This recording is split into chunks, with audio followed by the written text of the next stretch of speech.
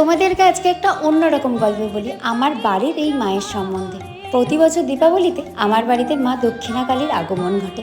দাদুদের কাছে গল্প শুনেছি এই পুজো শুরু করেছিল আমার দাদুর বাবারা।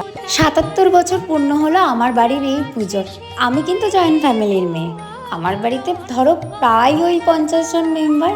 শুনতে অবাক লাগছে না? হ্যাঁ, ছোটোবেলায় যখন স্কুলে গিয়ে বলতাম তখনও সবাই বলতো যে সত্যিই তোদের বাড়িতে দেখতে যাব। আর এখন যখন কোনো বন্ধুদের বাড়িতে নিয়ে আসি তারা আসতেই ভয় পায় যে এত লোক তোরা একসাথে থাকিস।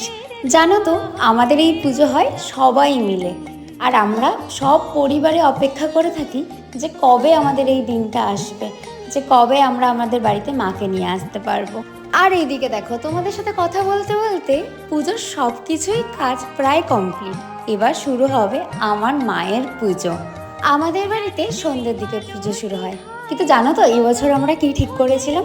আমাদের বাড়িতে তো অনেক মানুষ আমরা একসাথে থাকি, তাই ভেবেছিলাম সবাই এক কালারের শাড়ি পরবো আর ছেলেরা পাঞ্জাবি। তাই আমরা ইয়েলো কালার ঠিক করে রেখেছিলাম যে সবাই ইয়েলো কালারের শাড়ি পাঞ্জাবি পরবো। আর সেমভাবে সবাই ইয়েলো কালারই পরেছিল। কি ভালো লাগছে না দেখতে সবাইকে? আর যাদেরকে আমার ভিডিওতে কখনো দেখোইনি আজকে তাদেরও দেখে নিলে। হ্যাঁ, এরা সবাই আমার পরিবারের লোক।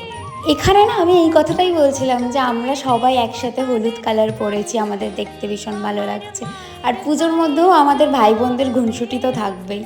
আর এখানে কিছু মানুষ নিমন্ত্রিত ছিল, তারাও একে একে আসতে শুরু করে। এইভাবেই আমাদের একটা সুন্দর দিন কাটলো মায়ের সাথে।